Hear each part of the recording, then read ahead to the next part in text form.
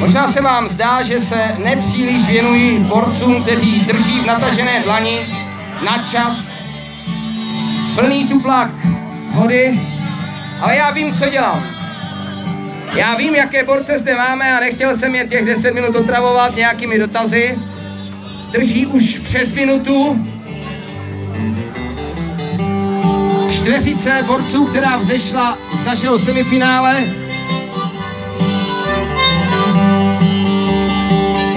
Paže jsou pevné, zvednuté, Renča nemilosrdně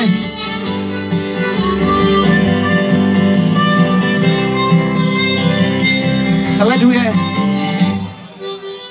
jestli někdo nepolevuje.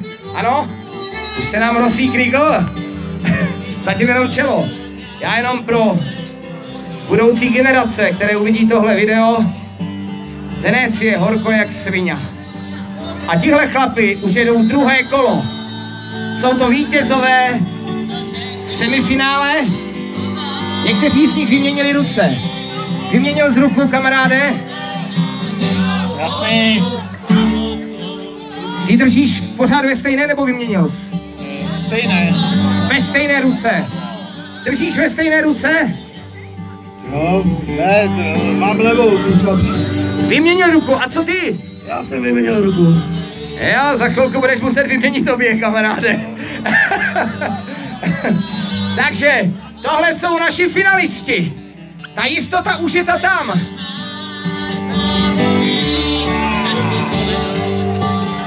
Ano, úsměvy už vystřídali, skoprnělé úsměvy.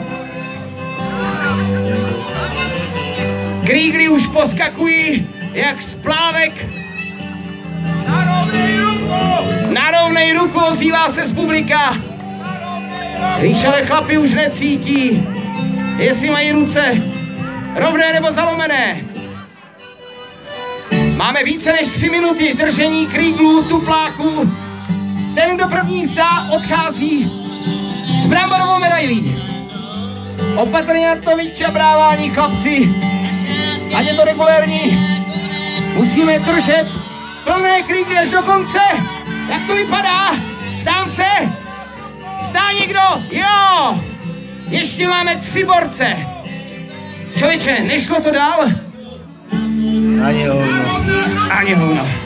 Narovnat ruce, ozývá se. Chlapi jsou velcí bojovníci, ano. Takže už známe poslední 2. Máme tady vítěze.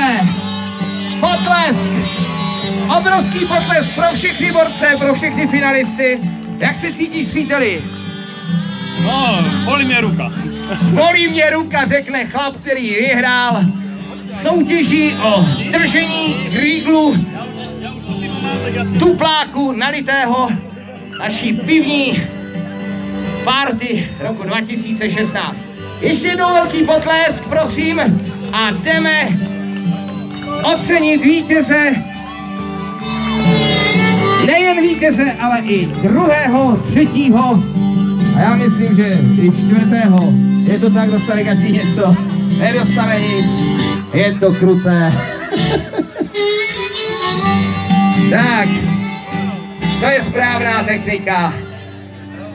Ritter vody skončil na hlavě, tam patřil. Chlapi, ještě jednou děkujeme za krásnou podívanou, za hezké klání. Opravdu jsme tady neměli žádné třasořítky. Borci se k tomu postavili a podívejte se na to. Jura? Juro, ty jsi Jura? Jo, ano. Tak toto dělá, když máte v publiku takové prostě fandy. Jo, to nemá nikdo jiný šanci. Prostě chci položit a slyším Jura, Jura, Jura, tak ještě držím. Chci položit a slyším Jura, Jura. Takže takhle se Jirka stal vítězem dneska. A ještě jednou všem velký potlesk, děkujeme. Ano, samozřejmě, René, ještě jednu fotečku. No a my už samozřejmě se dostáváme k takové disciplíně, kterou tady někdo nazval odpočinkovou, jo?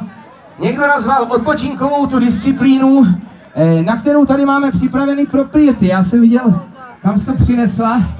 Takže teď po té těžké dřině si můžou někteří borci sníst plechovku feferonek jalapeños. Takže už se prosím vás hlaste vy, kteří máte plechové huby a vydržíte sníst feferonek jalapeños nepočítaně.